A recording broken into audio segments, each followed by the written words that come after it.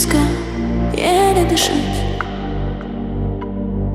Буду, чтоб тебя не будить, чтоб тебя не будить. Расцветать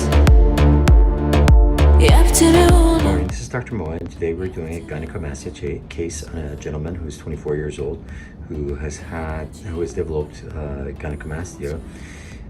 He used to play a lot of football and exercise a lot, and so he bulked up, and then once he lost some weight, he has developed some excess tissue.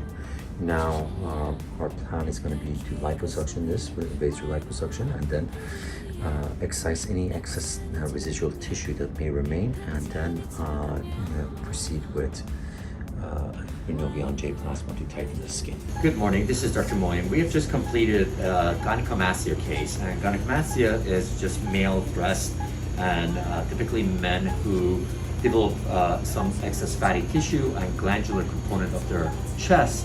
They end up being very unhappy, and they want to get rid of it. In some men, this is a lot of fatty tissue. In some other men, it's actually a gland. It's like a breast gland and has to be excised. If it's just fatty tissue, we can proceed with liposuctioning it and using a device called Vaser to break down the residual glandular tissue. And then if we have excess skin, what we use is this device called Renovion. Renovion causes subdermal coagulation and really tightens the skin and allows for avoiding a big scar on the chest. Так тянет тебя ко мне, мое движение, твои ощущения.